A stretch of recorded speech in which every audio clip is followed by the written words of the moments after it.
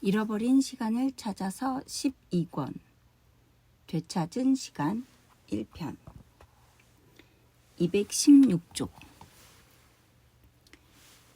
게다가 샤를레스 씨는 문자 그대로 머리를 어느 쪽으로 향해야 할지 몰라 또 쌍안경을 가져오지 않은 걸 후회하면서 여러 번 머리를 쳐들었는데 쌍안경을 가져왔다 해도 별 도움은 되지 않았을 것이다.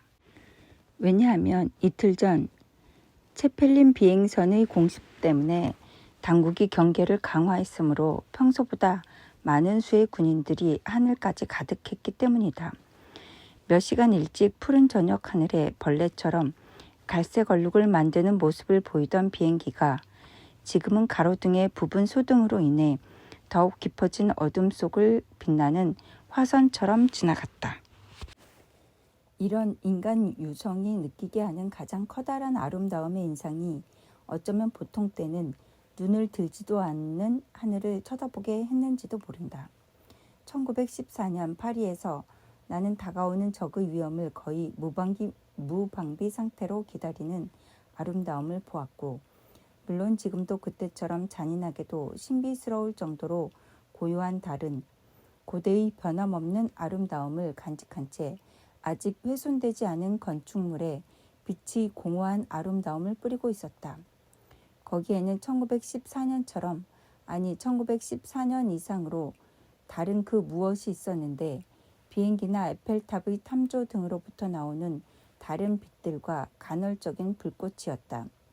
우리는 총명한 의지와 우호적인 경계심이 그 탐조 등을 지휘한다는 사실을 알았고, 그것은 예전에 생루의 방에서 군인들이 사는 수도원 같은 방에서 한창 젊은 나이에 어느 날 자신에게 닥칠 희생을 망설임 없이 받아들이기 위해 그토록 열정적으로 훈련을 받던 군인들이 주던 것과 같은 감동을 선사했으며 동일한 종류의 고마움과 안도감을 불러일으켰다.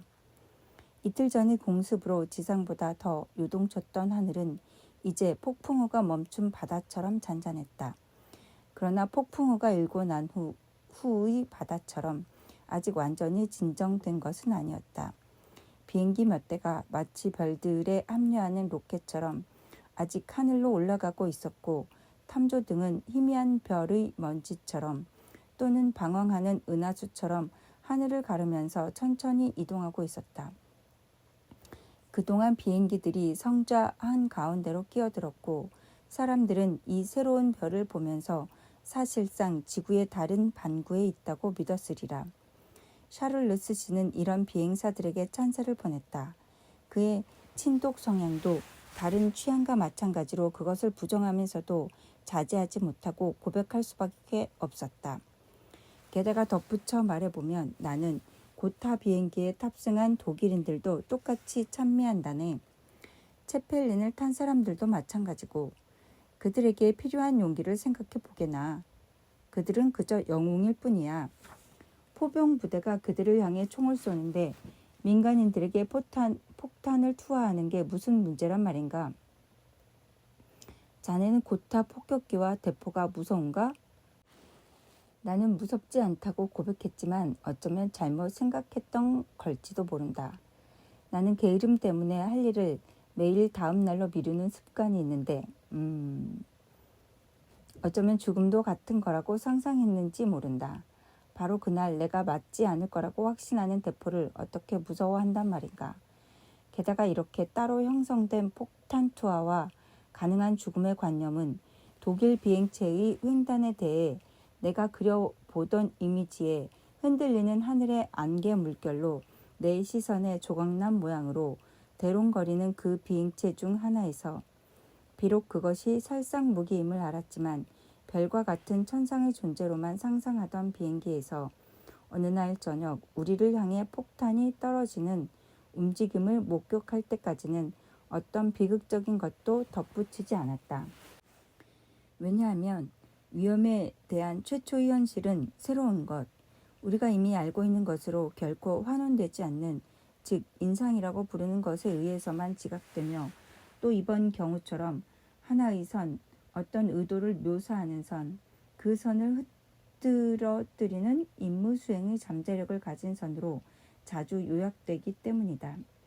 한편 콩코르드 다리에서 우리를 위협하러 왔다가 추격당하는 비행기 주위에는 마치 상젤리제의 분수와 콩코르드 광장과 튤리르 공원의 분수가 구름 속에 반사된 듯 탐조 등의 빛나는 물줄기가 하늘 속에서 굴절되고 그것이 그리는 선들 역시 강력하고 현명한 인간들의 예측하고 보호하는 의도들로 가득했으며 그리하여 마치 동시에리의 병영에서 보낸 어느 저녁처럼 나는 그들이 그토록 정확한 힘으로 우리를 지켜주는 수고를 하는 데 대해 깊은 고마움을 느꼈다.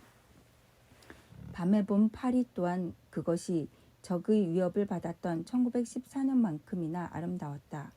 달빛은 방돔 광장이나 콩코르드 광장 같은 그토록 아름다운 밤 풍경의 전체 사진을 마지막으로 찍게 해주는 마그네슘의 부드럽고도 지속적인 불꽃 같았다. 어쩌면 광장을 파괴할지도 모르는 폭탄에 대한 나의 공포는 대조적으로 아직 훼손되지 않은 광장의 아름다움에 일종의 충일감을 부여했으며 또 광장 스스로가 무방비의 건축물을 폭탄 투하에 제공하는 듯 스스로를 앞으로 내미는 것 같았다. 무섭지 않은가? 하고 샤를리스 씨가 되물었다. 파리지앵들은 깨닫지 못하는 모양이야.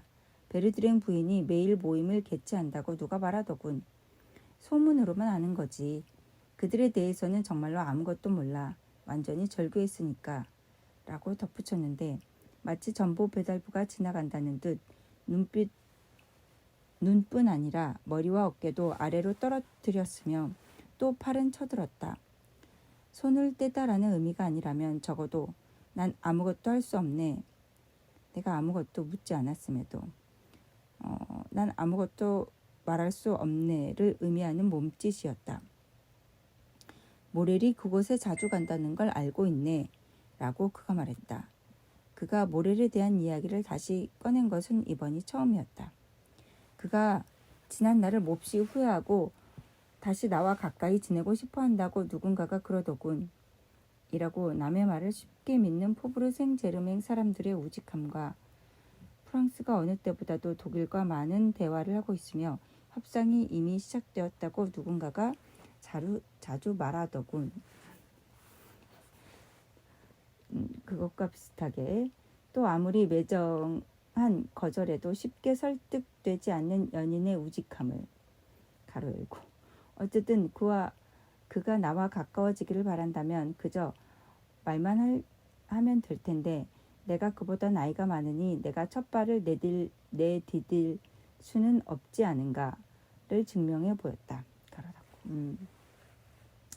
그리고 그것은 너무도 자명했으므로 아마 말할 필요도 없었을 것이다. 그러나 그의 말은 진심이 아니었고 바로 그런 이유로 나는 샤를르스 씨가 몹시 거북했다. 왜냐하면 자신이 첫 발을 내디딜 수 없다고 말하면서 그는 반대로 한 걸음을 내디뎠고 또 그들의 관계 회복을 맡아주겠다고 내가 제안하기를 기다린다고 느꼈기 때문이다. 물론 나는 누군가를 사랑하거나 단순히 남의 집에 초대받지 못해 귀찮을 정도로 많은 부탁을 하면서도 다른 누군가에게 그 소망을 전가하면서 겉으로 드러내지 않는 사람들의 순진한 또는 가장된 우직함을 알고 있었다. 그러나 이 말을 또박또박 끊어 말하던 샤를르스의 억양이 갑자기 떨리는 것과 눈 깊숙이 흔들리는 어떤 희미한 시선을 감지하며 나는 그의 진부한 주장과는 다른 것이 있다는 느낌을 받았다. 내 느낌은 틀리지 않았고 회고적으로 그걸 증명해 준 두 가지 일을 지금 바로 말하고자 한다. 가로 열고. 그중 두 번째는 샤를르스 씨의 사후에 일어난 일이므로 나는 많은 세월을 앞당겨서 말하는 셈이다. 그런데 그의 죽음은 먼 훗날 일어날 일이며 그때까지 우리는 예전에 알았던 사람과는 매우 다른 특히 모레를 완전히 망각했던 시기에 마지막으로 알았던 모습과는 매우 다른 그를 여러 번 볼 기회를 가지게 될 것이다. 가로 닫고. 첫 번째 일로 말하자면 내가 샤를르스 씨와 함께 대로를 내려가던 저녁보다 단 2, 3년 지난 후에 일어났다. 따라서 그날 저녁으로부터 약 2년 후 나는 모래를 만났다. 나는 곧바로 샤를레스 씨가 바이올리니스트와 재회하며 느낄 기쁨을 떠올렸고 그래서 모렐에게 한 번이라도 좋으니 그분을 만나러 가라고 간청했다. 그분은 당신에게 아주 좋은 분이었어요 하고 모렐에게 말했다. 이미 나이도 들었고 죽을지도 몰라요. 그러니 이제 오래된 싸움은 그만하고 불화의 흔적은 지워버려요.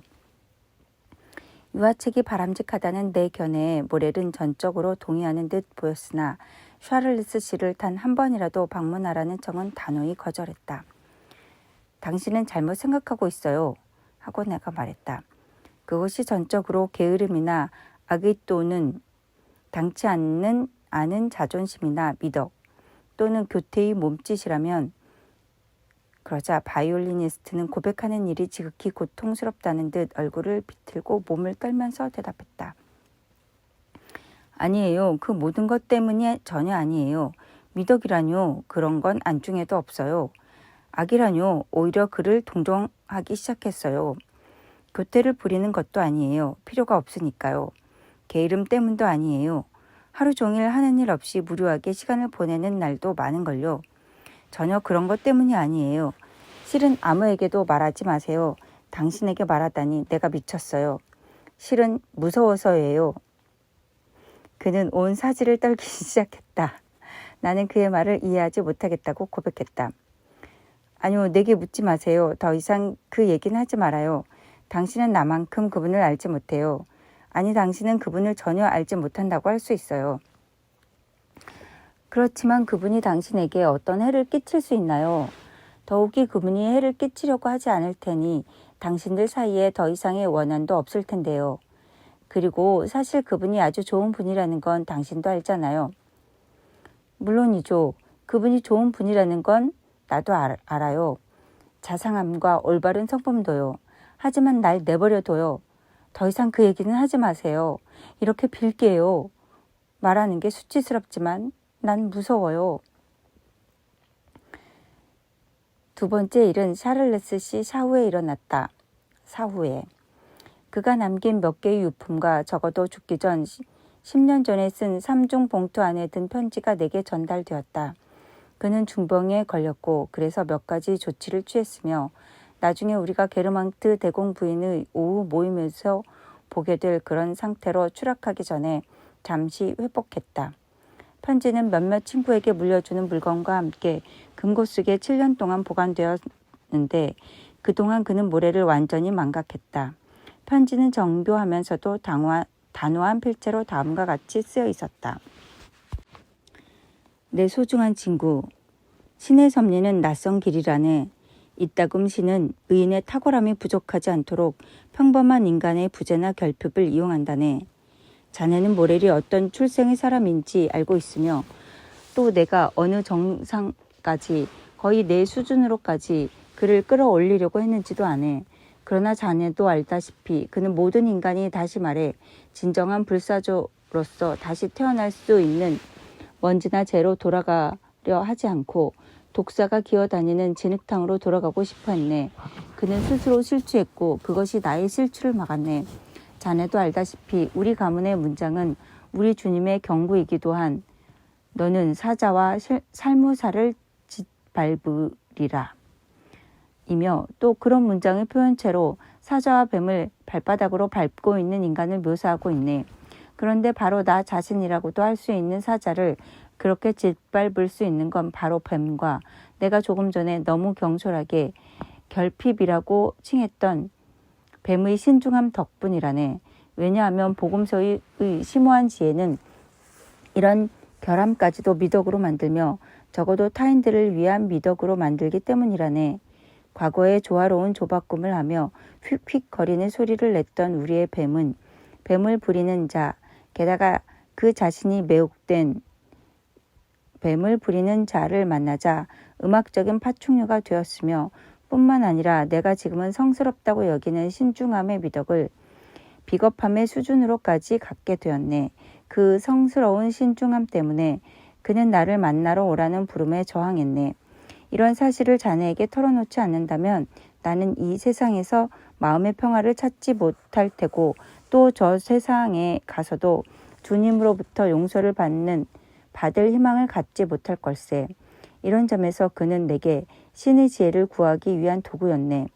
왜냐하면 내가 만일 결심만 했다면 그는 결코 우리 집에서 산채로 나가지 못했을 테니까. 우리 두 사람 중 어느 하나가 사라져야만 했네. 나는 그를 죽이기로 결심했지. 그런데 신께서 그에게 신중함을 충고했고 그것이 나를 죄악에서 구해주었네.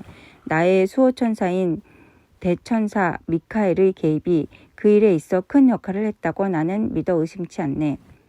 여러 해 동안 나는 대천사를 소홀히 했고 특별히 악에 대한 나의 투쟁에서 대천사가 베풀어준 수많은 선의 행동에 그토록 심술궂게 응답했으므로 지금 나는 용서를 빌고 있네. 하늘에 계신 아버지께서 모렐에게 나를 만나러 가지 말라고 계시를 내린 것은 바로 하느님의 종이신 대천사 덕분이며 나는 그 사실을 신앙과 지성의 충만함 속에 지금 얘기하고 있네. 이렇게 나는 죽어간다네. 그대의 충실하고 헌신적이며 항상 한결같은 P.G. 샤를리스. 그때 나는 모렐의 공포를 이해했다.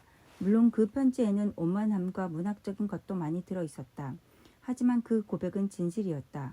모렐은 게르망트 부인이 시동생에게서 발견했던 그 광기의 측면이 지금까지 내가 생각했던 것처럼 다만 포면적이고 갑작스러운 분노의 일시적 표출에 한정되지 않음을 나보다 더 잘 알고 있었다.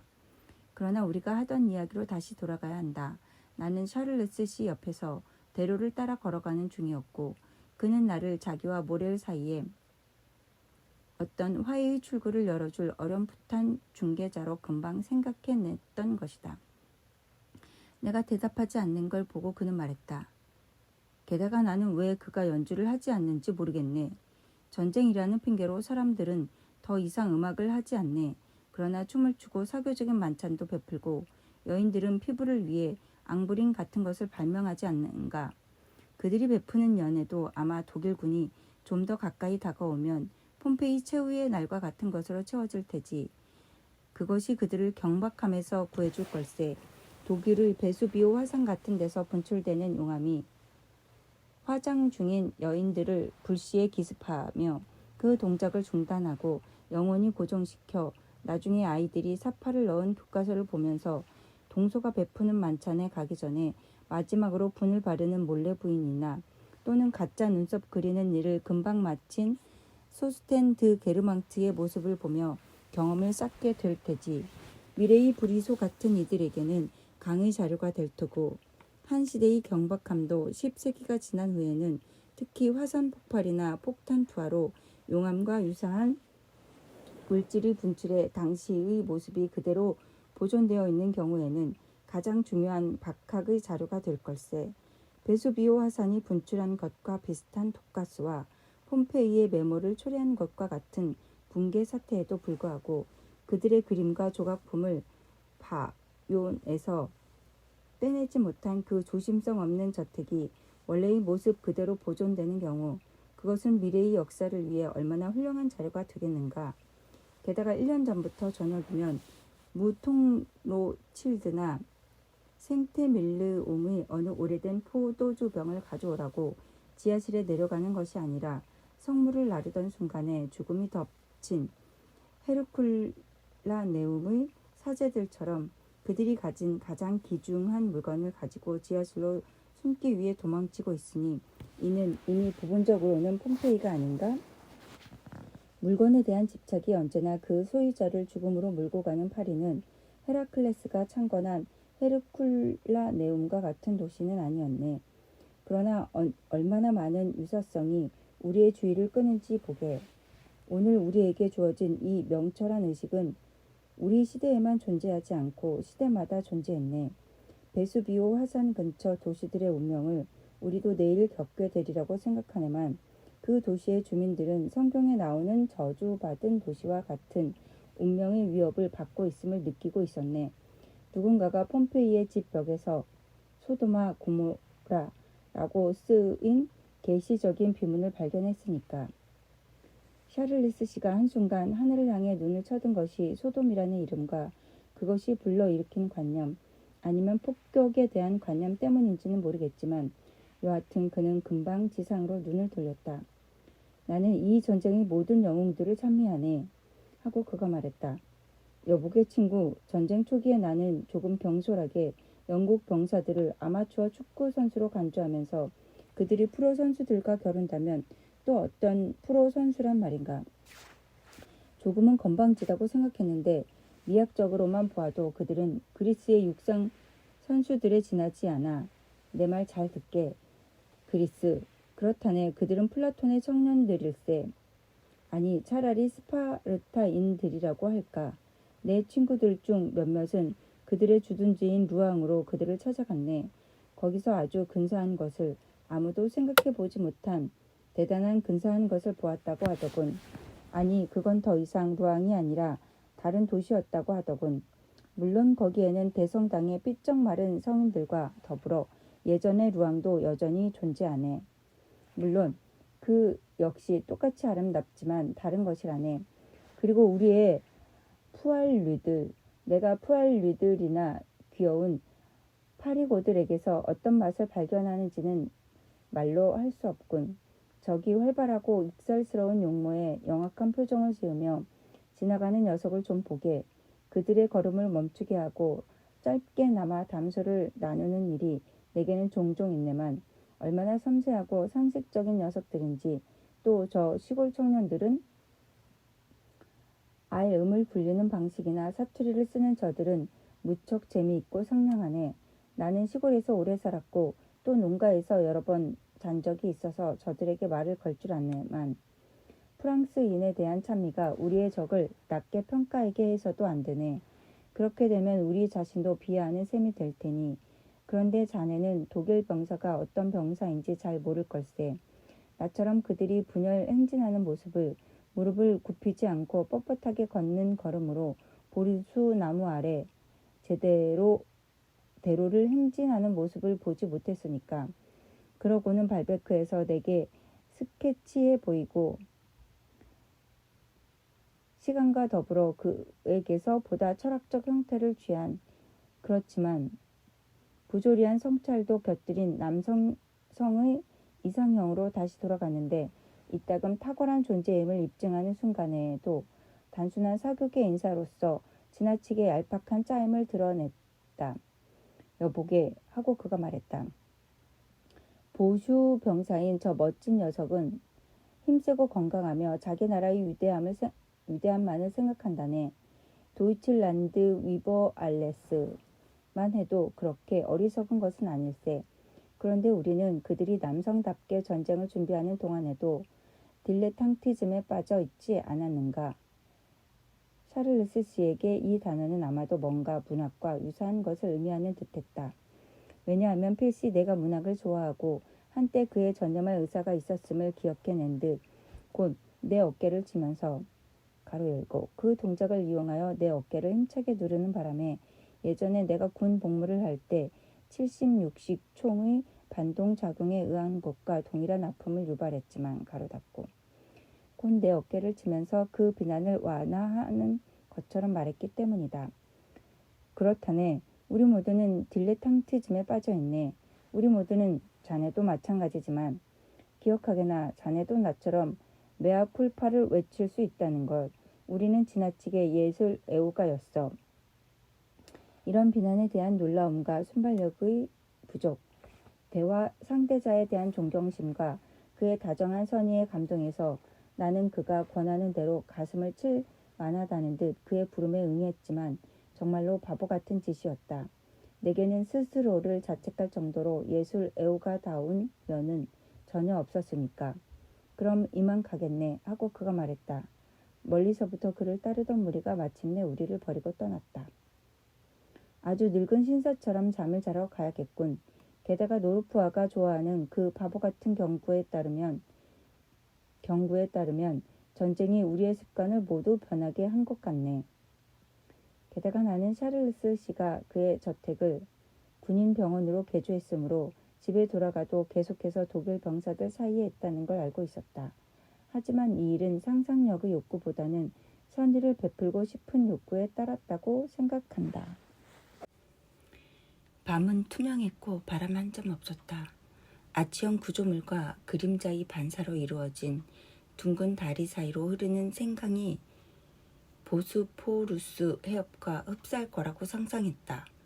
샤를루스 씨의 패배주의가 예언하는 침략의 상징이든 프랑스군과 우리 형제국인 이슬람 국가의 협력의 상징이든 식힌 금화처럼 가느다랗고 휘어진 달은 파리의 하늘을 초승달이라는 동방의 기호 아래 두는 것 같았다. 주석입니다. 보스포루스 해협은 흑해와 마르마라해를 잇고 아시아와 유럽을 분리하는 터키의 해협이다. 18세기 이후 군사적 요충지로 부각되면서 세계적인 주목을 받았다. 시킨이었나? 시킨이네요. 사킨이 아니고 시킨 금화처럼. 시킨은 이탈리아와 이슬람 국가에서 14세기부터 19세기 초반까지 통용되던 금화로 현재는 반짝거리는 얇은 금속 조각, 즉 스팽글을 가리킨다. 프루스트가 이런 금화에 초승달 형태를 부여한 것은 자의적인 것으로 보인다고 지적된다. 초승달은 터키의 국기로 오스만 제국을 상징한다. 그렇지만 잠시 후 그는 내게 작별 인사를 하면서 내 손을 부서질 듯 움켜잡았는데 이는 남작과 같은 사람에게서 느낄 수 있는 어떤 독일식의 특별함이었다.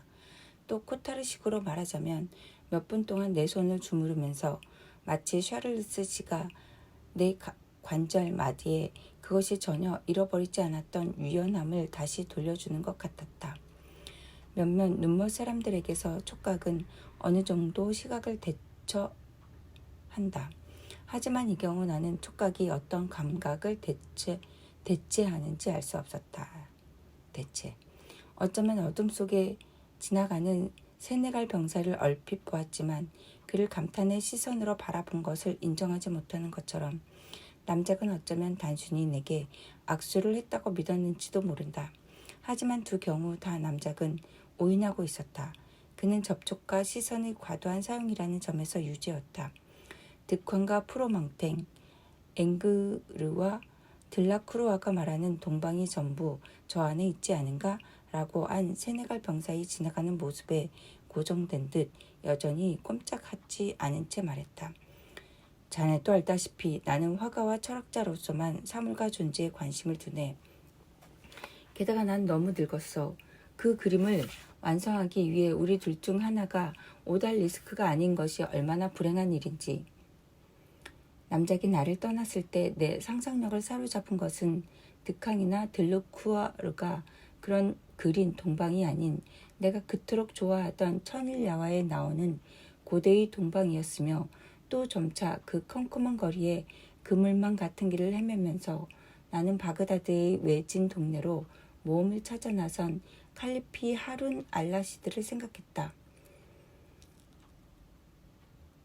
칼리프 하룬 알라시드, 천일야화에 나오는 사람.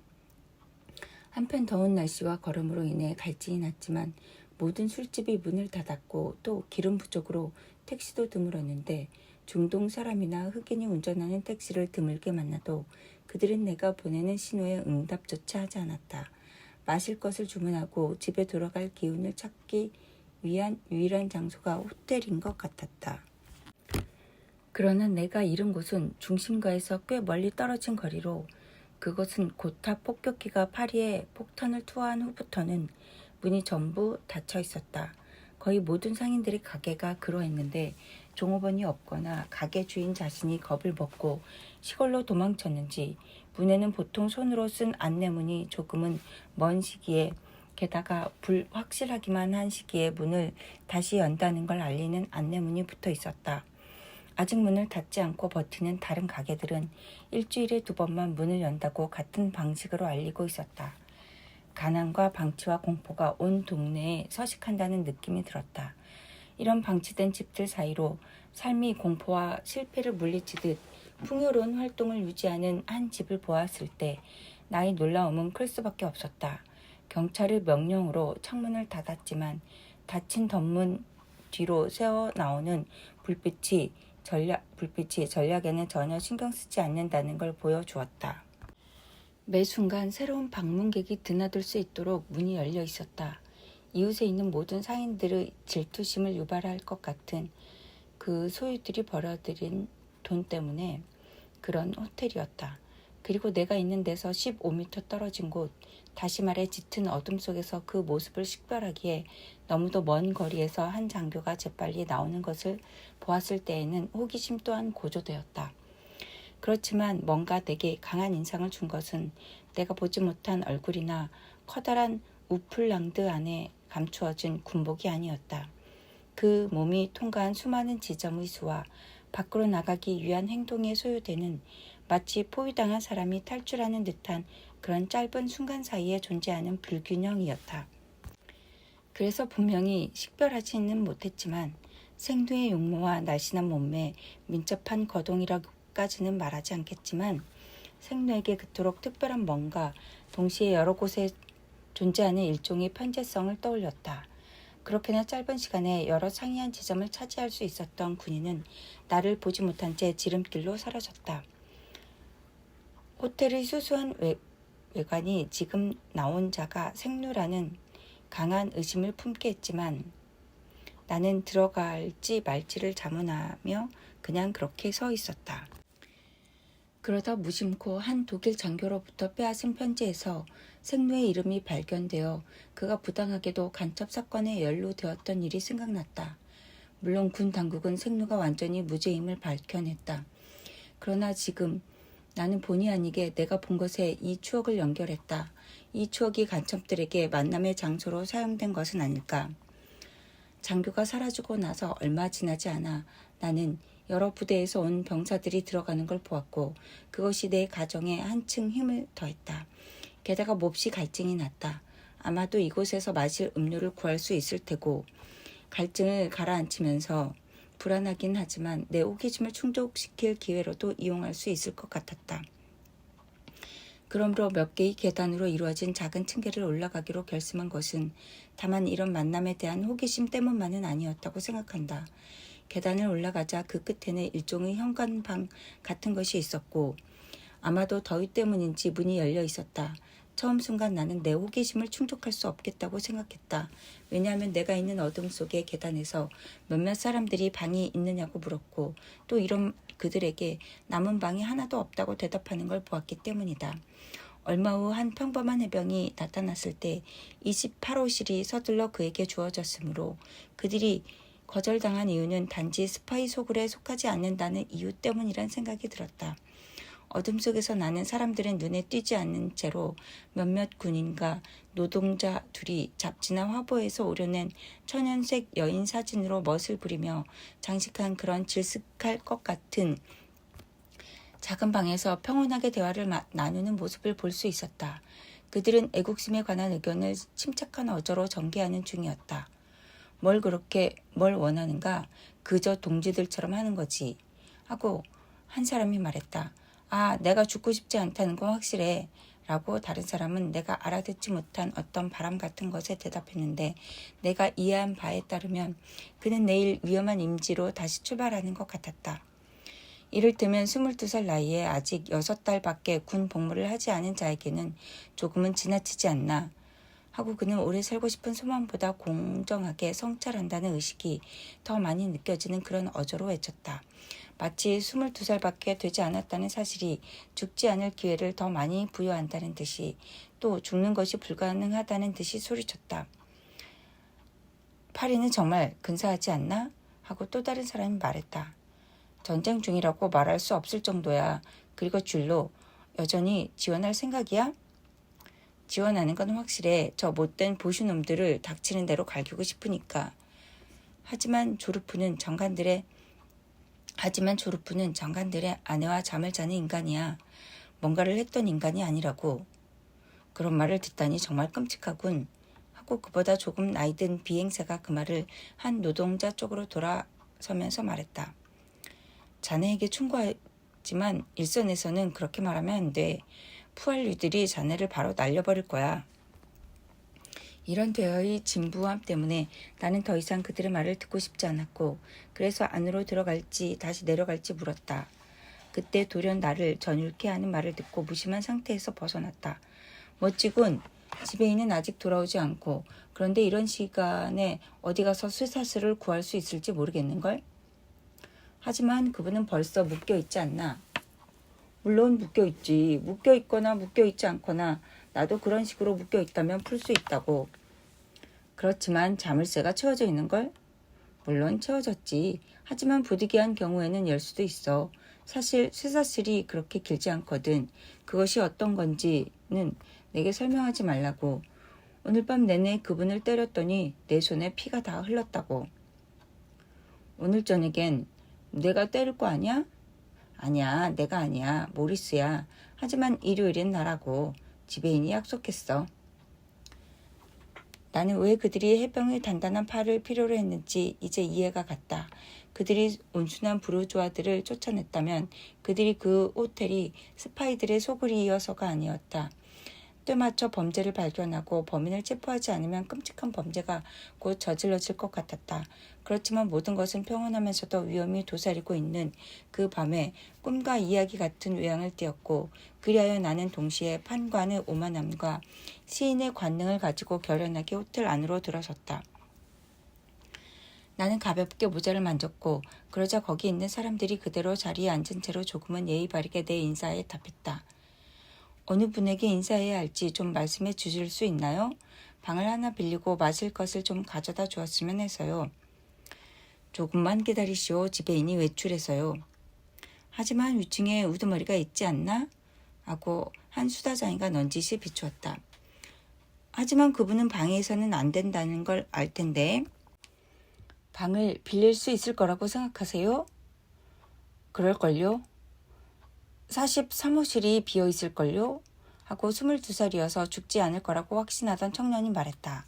그러고는 내게 자리를 내주기 위해 가볍게 소파를 밀었다. 창문을 좀 열면 어떨까? 연기가 가득해서 말이야. 하고 비행사가 말했다. 사실 모두가 파이프나 담배를 피우고 있었다. 좋아. 하지만 우선 덧문을 닫게. 채펠린 때문에 불을 켜는 게 금지된 건 자네도 알지 않나? 채펠린은 더 이상 오지 않을 거야. 채펠린이 전부 격추되었다고 신문도 암시했잖아. 더 이상 오지 않는다고? 어떻게 내가 그런 걸 알지? 너도 나처럼 15개월이나 전선에 가 있고 보수놈들의 비행기를 5번째로 격추시켰다면 그런 말을 할 수 있을까? 신문을 믿지 말라고. 어제도 채펠린이 콩피엔으로 날아가서 가정주부 한 사람과 아이 둘을 죽였어. 가정주부와 아이 둘을? 하고 죽지 않기를 바라던 청년이 열기 어린 시선과 깊은 연민이 담긴 표정으로 말했는데 게다가 청년의 얼굴은 정력적이고 개방적이며 그들 중 가장 호감이 가는 인상이었다. 키 큰 쥘로로부터 소식이 없어. 녀석의 대모가 일주일 전부터 편지를 받지 못했대. 또 이렇게 오래 소식이 끊긴 건 처음이라는 거야. 그 대모가 누군데? 올랭피아 극장보다 조금 아래쪽에서 공중 화장실을 관리하는 여자야. 너하고 자는 사이야? 무슨 말을 하는 거야. 결혼한 여자야. 지극히 정숙한 여자라고 할 수 있어. 부인은 매주 그에게 돈을 보내는데 마음이 착하기 때문이지. 아, 멋진 여자군. 그렇다면 넌 키 큰 쥘로를 알아? 아느냐고? 라며 22살의 청년이 열기를 띠며 그 대화에 다시 끼어들었다. 가장 친한 친구 중 하나이지. 내가 그에게 높이 평가하는 사람은 그리 많지 않아. 또 좋은 동료고 항상 남을 도울 준비가 되어 있는 그에게 무슨 일이라도 일어난다면 그건 대단한 불행이라고 할 수 있어. 누군가가 주사위 놀이를 제안했고 22살의 청년이 흥분하여 서둘러 주사위를 던지더니 튀어나올 듯한 눈으로 결과를 외쳤다. 노름꾼의 기질이 있다는 걸 쉽게 알 수 있었다. 다음에 누군가가 그에게 말하는 소리는 잘 듣지 못했고 청년이 깊은 연민이 깃든 어조로 외쳤다. 줄로가 기둥서방이라니. 다시 말해 기둥서방이라고 말하고 다닌다니. 하지만 녀석은 창녀의 기둥서방이 될 만큼 그렇게 형편없는 녀석이 아닌데. 난 녀석이 자기 아내에게 돈을 내는 걸 보았어. 돈을 지불하는 걸 말이야. 그렇다고 그 알제리 여자 잔이 녀석에게 뭔가를 주지 않는다는 말은 아니야. 하지만 그 여잔 5프랑 이상은 주지 않는다고. 사창가에서 일하면서 매일 50프랑 이상 버는 여자가 말이야. 그런 여자로부터 5프랑밖에 못 받다니. 지나치게 멍청한 녀석이라면 또 모를까. 지금 그녀는 전선에 가 있고 물론 힘든 삶이지만 자기가 원하는 만큼 돈을 벌고 있어. 그런데도 그에게는 아무것도 안 보낸다고. 아, 기둥서방이라니. 줄로가? 그런 식이라면 기둥서방으로 불릴 사람은 무척이나 많을걸? 녀석은 기둥서방이 아닐 뿐만 아니라 내 의견으로는 바보야. 그들 무리 중 가장 나이가 많고 그래서 아마도 그 나이 때문에 지배인으로부터 어느 정도 품위를 지키도록 당부받은 남자가 잠시 화장실에 가는 바람에 나는 대화의 끝부분만 들었다. 그러나 그는 나를 볼 수밖에 없었고 그래서 방금 한 이야기가 내게 불러일으킨 효과에 당황하는 표정이 역력했다. 돈에 쉽게 매수되는 사랑 이론을 방금 전개한 그 22살의 청년에게 특별히 말을 건네는 기색 없이 보다 일반적인 투로 말했다. 자네들은 너무 말이 많아. 또 너무 크게 말하고 창문도 열려있고 이 시간에는 사람들이 자고 있는데 말이야. 지배인이 돌아와서 이렇게 짓거리는 걸 들으면 만족하지 않으리라는 걸 자네들도 잘 알 텐데. 오늘은 여기서 끝납니다.